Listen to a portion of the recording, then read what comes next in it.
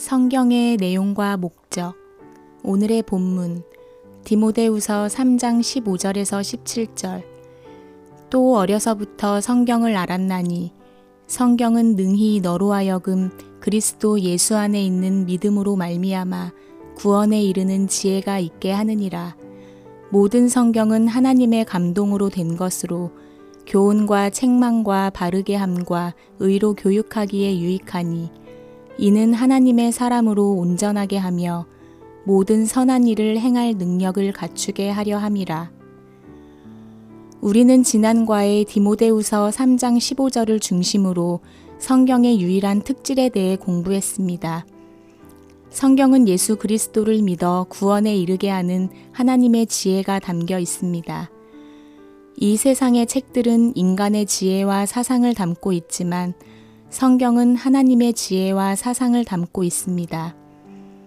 오늘은 디모데후서 3장 16절 후반절과 17절을 중심으로 성경의 내용과 목적에 대해 생각해 보겠습니다. 1. 성경의 내용, 이론과 실천. 디모데후서 3장 16절. 모든 성경은 하나님의 감동으로 된 것으로 교훈과 책망과 바르게 함과 의로 교육하기에 유익하니. 성경에는 인간의 교훈이 아닌 하나님의 교훈이 담겨 있습니다. 성경에 담겨 있는 하나님의 교훈은 크게 두 가지로 구분됩니다. 첫째, 구원받은 하나님의 백성은 무엇을 믿는가? 믿음의 도리에 관한 교훈입니다. 교회가 가르쳐야 할 기본적인 신앙의 내용입니다. 이를 기독교의 교리라고 합니다. 기독교의 교리는 인간의 사상이나 교훈이 아닙니다. 하나님의 사상과 교훈입니다. 둘째, 하나님의 백성이 어떻게 살아야 하는가, 삶의 표준에 관한 교훈입니다. 기독교인으로서 하나님의 뜻대로 사는 것이 무엇인지를 가르쳐 줍니다. 즉, 기독교인의 행동 지침에 관한 교훈입니다. 이렇게 성경 66권에 기록된 내용을 두 가지 교훈으로 구분할 수 있습니다. 로마서로 예를 들어보겠습니다. 로마서 1장 18절부터 8장 39절은 이신칭의에 관한 내용을 담고 있습니다. 첫째, 왜 인간에게 하나님의 의가 필요한가? 둘째, 의로우신 하나님께서 죄인을 의롭게 하시는 법적인 근거는 무엇인가? 죄인을 의롭게 하시는 하나님의 방법은 무엇인가? 셋째, 의롭다고 칭함받은 사람들이 받는 복은 무엇인가? 넷째, 아담과 예수 그리스도. 다섯째, 의롭다고 칭함받은 사람과 죄의 관계. 여섯째, 의롭다고 칭함받은 사람과 율법의 관계. 일곱째, 의롭다고 칭함받은 사람 안에서 하시는 성령의 사역과 그 무엇도 그 누구도 하나님의 사랑에서 끊어낼 수 없다는 확신으로 결론을 맺습니다. 로마서 9장부터 11장은 전 인류를 향하신 하나님의 구원 계획을 계시하고 있습니다. 로마서 12장부터 15장 13절은 의롭다고 칭함받은 사람들의 삶의 실천에 관한 내용이 담겨 있습니다. 어떻게 사는 것이 하나님이 기뻐하시는 뜻인지, 믿음을 가진 사람은 어떻게 살아야 하는지에 대해 담겨 있습니다. 믿는 사람들이 제일 먼저 생각해야 할 것은 이 세대를 본받지 말고 하나님이 기뻐하시고 하나님의 선하신 뜻이 무엇인지 분별하며 사는 것입니다. 실천사항으로 하나님과의 관계를 잘 맺는 삶에 대해, 자기 자신의 믿음을 잘 살피는 삶에 대해, 형제 자매들과 서로 먼저 우애하고 존중하며 사랑하는 삶에 대해, 가능하면 모든 사람과 관계를 잘 맺는 삶에 대해, 심지어 원수를 위해서 기도하며 선으로 악을 이기는 삶에 대해 말해주고 있습니다. 국가의 의무와 책임을 다하는 삶에 대해, 율법을 잘 따르며 사는 삶에 대해, 종말을 묵상함으로 단정하게 사는 삶에 대해 말해주고 있습니다. 그리고 믿음이 연약한 형제 자매들을 비판하지 않고 잘 돌보아주는 삶에 대해 말해줍니다. 이렇게 로마서 1장부터 16장은 이론편과 실천편으로 구분하여 교훈합니다. 1. 교리에 관한 교훈, 이론편. 구원받은 우리는 무엇을 믿는가? 교리는 가르침이라는 뜻입니다. 교회에서 반드시 가르쳐야 할 믿음의 도리입니다.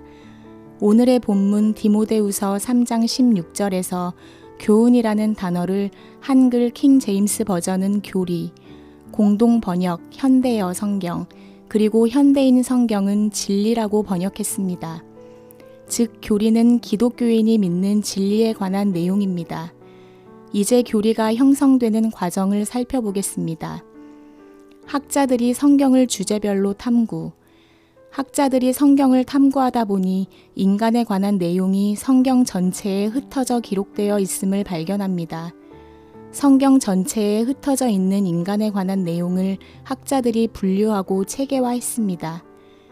이것을 사람들이 이해할 수 있도록 설명한 것을 인간론이라고 합니다. 인간을 원래 상태의 인간, 죄의 상태에 있는 인간, 은혜 언약 안에 있는 인간으로 분류하여 체계적으로 연구하고 설명합니다. 원래 상태의 인간의 장에서 인간의 기원, 그리고 인간의 구성과 본질, 하나님의 형상으로서의 인간, 행위 언약 안에 있는 인간에 대해 알 수 있습니다. 죄의 상태에 있는 인간의 장에서 죄의 기원과 최초의 죄로 인한 결과에 대해, 그리고 어떻게 인류에게 죄가 전이되었는지, 원죄와 자범죄가 무엇인지, 죄에 대한 인간의 책임과 형벌은 무엇인지, 그리고 영원히 용서받지 못하는 죄는 무엇인지 알 수 있습니다. 은혜 언약 안에 있는 인간의 장에서 언약이 무엇인지에 대해 알 수 있습니다. 행위 언약과 은혜 언약, 구속 언약과 은혜 언약, 구약 성경에 계시된 옛 언약과 옛 언약 안에 있는 하나님의 언약 백성, 그리고 신약 성경에 계시된 새 언약과 새 언약 안에 있는 언약 백성에 관해 알 수 있습니다.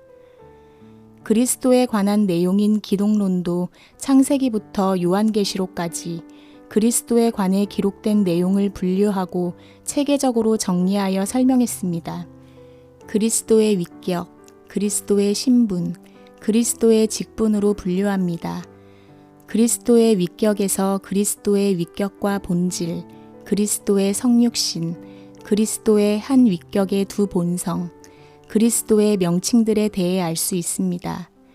그리스도의 신분에서 낮아지신 비하의 신분과 높아지신 승귀의 신분에 관해 알 수 있습니다. 그리스도의 직분은 그리스도의 사역에 관한 내용으로 그리스도의 삼중직에 대해 다룹니다. 즉, 그리스도의 선지자직, 그리스도의 제사장직, 그리스도의 왕직에 관해 알 수 있습니다. 이 외에도 신론, 구원론, 교회론, 종말론의 주제가 있습니다.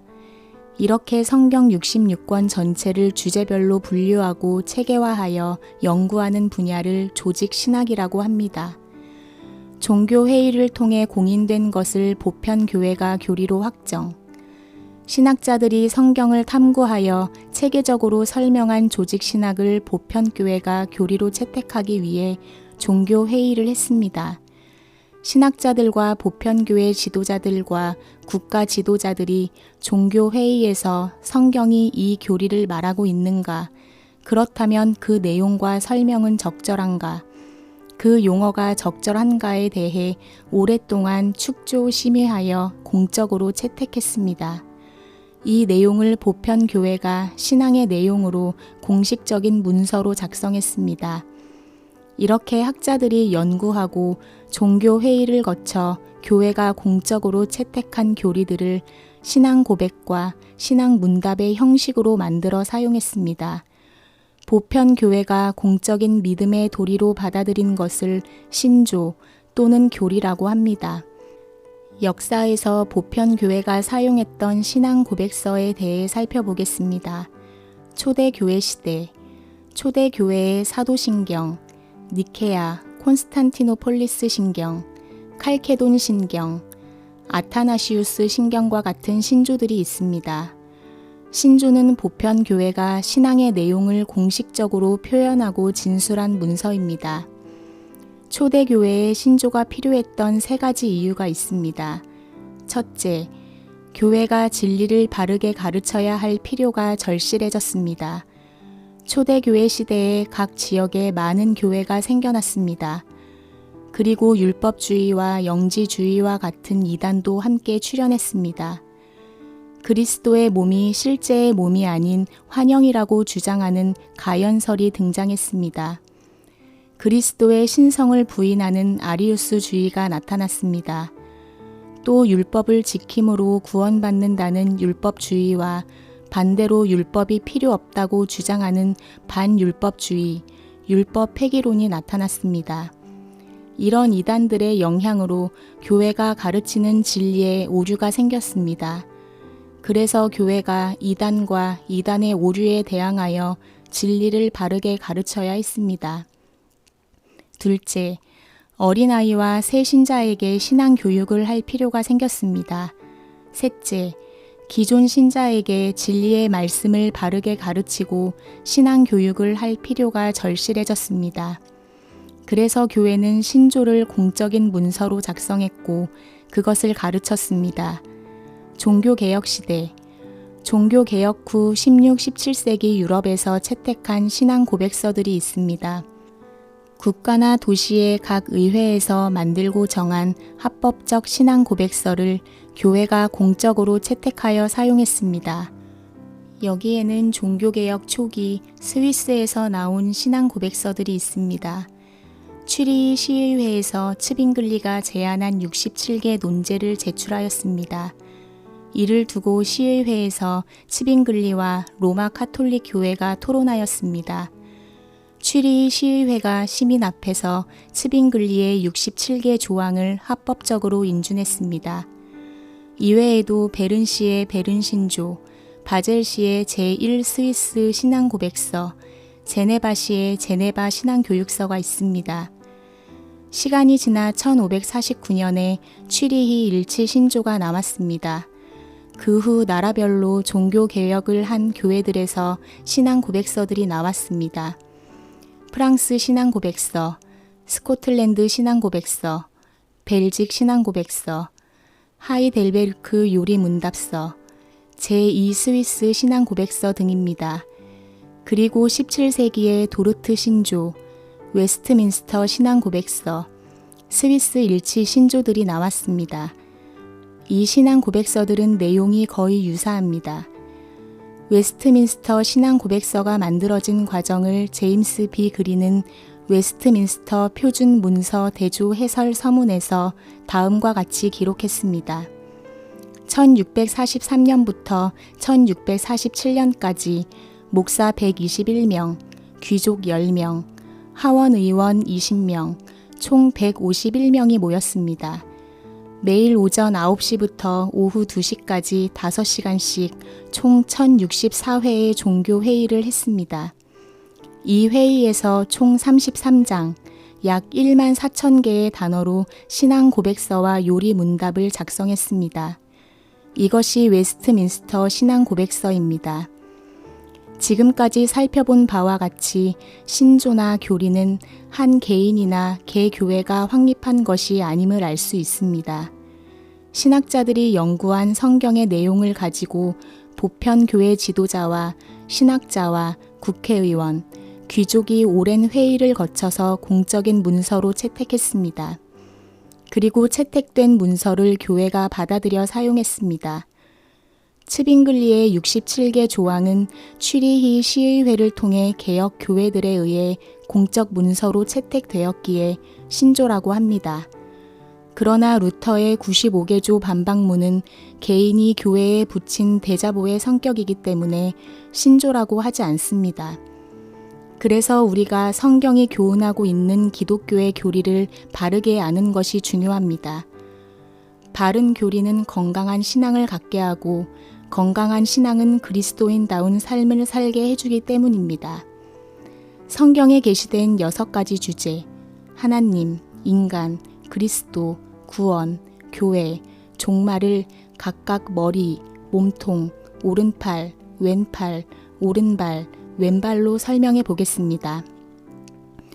6가지 주제가 바르게 균형 잡힐 때 아름답고 건강한 몸이 됩니다. 6가지 주제를 바르게 이해하지 못하면 건강하지 못하고 불균형한 몸이 됩니다. 곰처럼 큰 몸집에 토끼 앞다리처럼 짤막한 다리를 가진 비정상적인 몸이 됩니다. 성경에 기록된 기독교의 교리를 각 주제별로 바르게 공부하여 균형감 있고 건강한 믿음의 몸을 만듭시다. 성경에 교훈된 기독교의 교리를 체계적으로 공부합시다. 2. 삶의 표준에 관한 교훈, 실천편. 구원받은 우리는 어떻게 살아야 하는가? 성경은 그리스도인의 삶의 표준을 교훈하고 있습니다. 디모데후서 3장 16절. 모든 성경은 하나님의 감동으로 된 것으로 교훈과 책망과 바르게 함과 의로 교육하기에 유익하니. 디모데후서 3장 16절 현대어.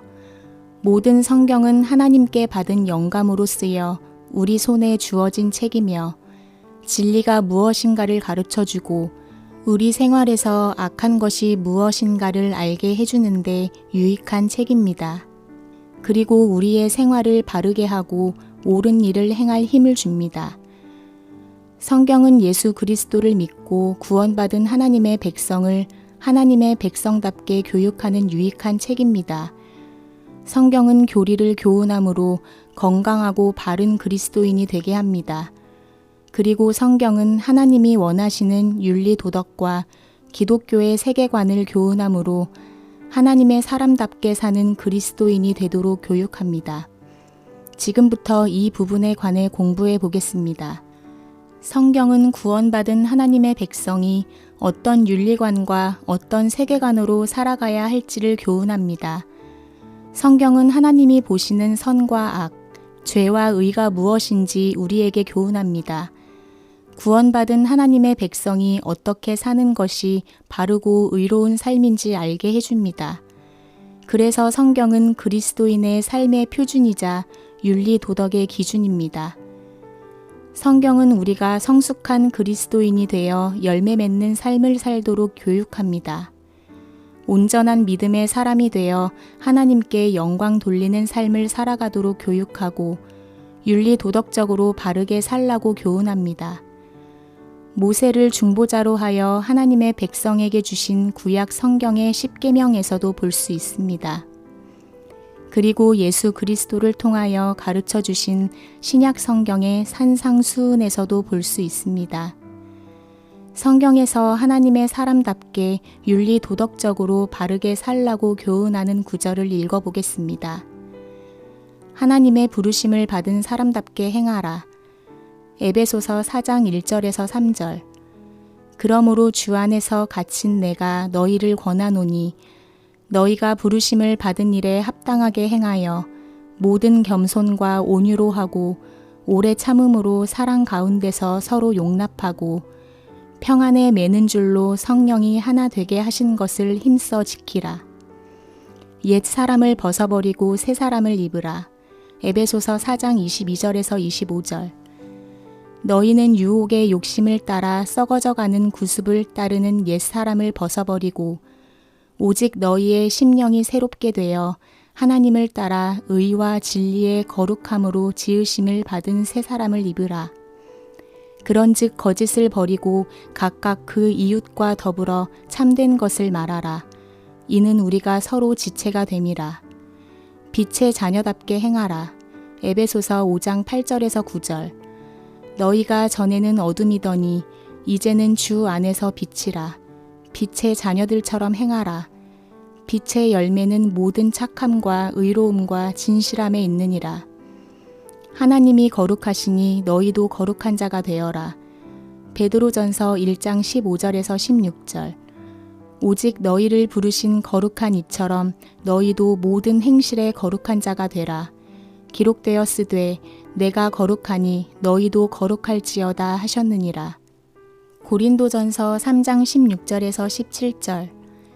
너희는 너희가 하나님의 성전인 것과 하나님의 성령이 너희 안에 계시는 것을 알지 못하느냐. 누구든지 하나님의 성전을 더럽히면 하나님이 그 사람을 멸하시리라. 하나님의 성전은 거룩하니 너희도 그러하니라. 성경은 하나님의 백성에게 책망의 기능을 한다.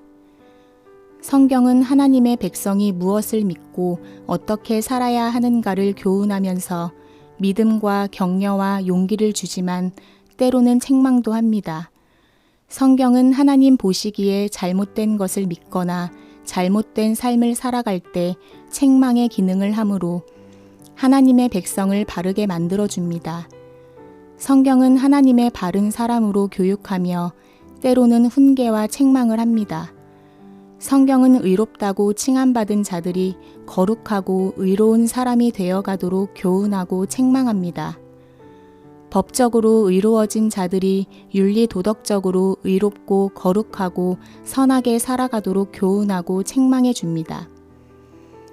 하나님의 백성이라면 성경을 통해 하나님의 책망의 음성을 들을 수 있어야 합니다. 책망의 음성을 듣고 하나님께 회개하고 믿음을 새롭게 갱신해야 합니다. 이스라엘 민족은 남북으로 갈라진 후에 수백 년 동안 하나님이 기뻐하시는 율법을 지키지 않았습니다. 북이스라엘은 하나님께 제사를 드렸지만 구약 성경에 기록된 예법대로 하나님을 제사하지 않았습니다. 하나님 보시기에 하나님의 백성다운 바른 믿음과 거룩하고 의로운 삶을 살지 않았습니다. 신앙뿐만 아니라 윤리 도덕적으로도 문란한 삶을 살았습니다. 이방신, 이방제사법, 이방인의 풍습을 받아들였습니다. 오늘날로 말하면 종교 혼합주의, 종교 다원주의, 세속주의를 받아들인 것입니다. 하나님이 원하시는 삶보다는 자기 편의주의와 자기 중심주의를 따랐습니다. 하나님 보시기에 악한 행위를 저질렀습니다. 그래서 하나님은 선지자들을 통해 책망의 메시지, 회개의 메시지를 전하셨습니다. 선지자들을 통하여 너희들은 그러면 안 된다. 그러면 너희들 망한다. 너희들 죽게 된다. 그러니 회개하고 하나님께로 돌아오라고 끊임없이 책망하셨습니다. 선지서 17권에 잘 기록되어 있습니다. 남유다는 북이스라엘이 아수르에게 멸망한 것을 보았음에도 불구하고 정신을 차리지 못하고 계속해서 하나님께 범죄했습니다. 결국 바벨론에 망하고 포로로 잡혀갔습니다. 성경은 하나님의 백성들이 죄를 범하고 악한 일을 행할 때 책망하는 기능을 합니다. 지금도 성경은 우리에게 교훈과 책망을 해주고 있습니다. 2. 성경의 목적. 디모데후서 3장 17절. 이는 하나님의 사람으로 온전하게 하며 모든 선한 일을 행할 능력을 갖추게 하려 함이라. 디모데후서 3장 17절은 성경의 목적을 기록하고 있습니다. 성경의 목적은 구원받은 하나님의 백성을 하나님의 사람으로 온전하게 하는 것입니다. 그리고 하나님의 백성으로 선한 일을 행할 능력을 갖추게 해줍니다. 먼저 성경은 예수 그리스도를 믿음으로 구원을 얻게 해줍니다. 이 세상의 책과 다르게 성경만이 가지고 있는 유일한 특질입니다. 그리고 성경은 구원받은 하나님의 백성을 교육합니다. 첫째, 성경은 구원받은 자들이 기독교의 바른 교리를 깨달아 올바르고 건강한 그리스도인이 될 수 있도록 교육합니다. 둘째, 성경은 하나님의 사람다운 윤리 도덕과 세계관을 가지고 하나님의 백성답게 살 수 있도록 교육합니다. 이런 교육과 훈련을 통하여 하나님의 사람으로 온전하여지며 하나님의 선한 일을 할 수 있는 능력을 갖추게 됩니다. 그래서 성경을 모르면 하나님의 사람다워질 수 없습니다. 성경을 체계적으로 공부하고 읽고 암송하고 묵상해야 할 이유입니다. 성경 말씀을 삶에 적용하며 살아야 할 이유입니다. 성경의 최종 목적. 성경은 구원받은 자들을 하나님의 사람으로 온전하게 한다. 성경은 건강하고 바른 믿음을 갖게 하며 경건하고 바른 영성을 갖추게 하므로 구원받은 하나님의 사람으로 온전하게 합니다.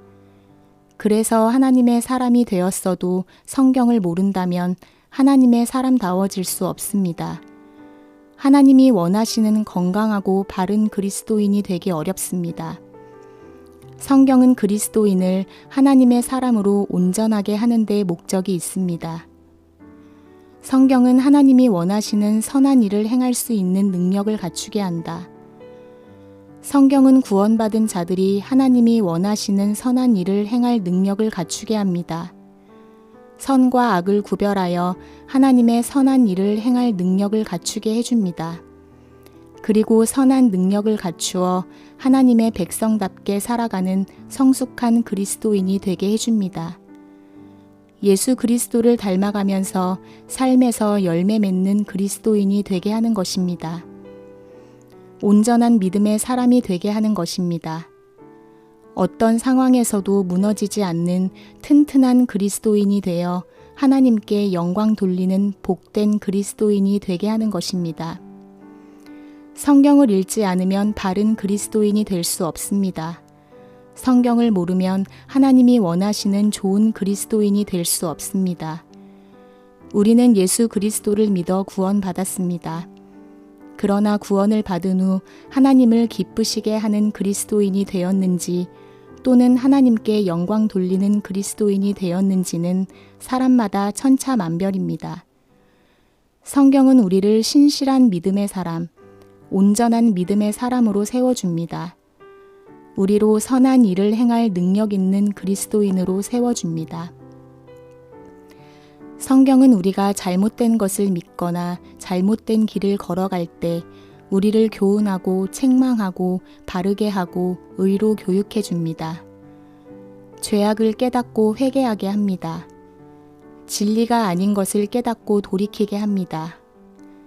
우리를 하나님이 기뻐하시는 길, 하나님의 뜻을 따라 사는 길로 인도해 줍니다. 성경은 우리를 하나님과 사람 앞에 온전하게 만들어 줍니다. 우리가 선한 일을 행할 능력을 갖추게 해줍니다. 우리로 하나님이 기뻐하시는 선하고 거룩하고 의로운 삶을 살게 해줍니다. 그러므로 우리는 성경을 체계적으로 공부하고 매일 꾸준히 읽고 암송하고 묵상해야 합니다. 성경적인 세계관으로 무장하여 하나님의 뜻을 따라 살아가야 합니다. 성경은 이런 사람이 복되고 형통하다고 합니다.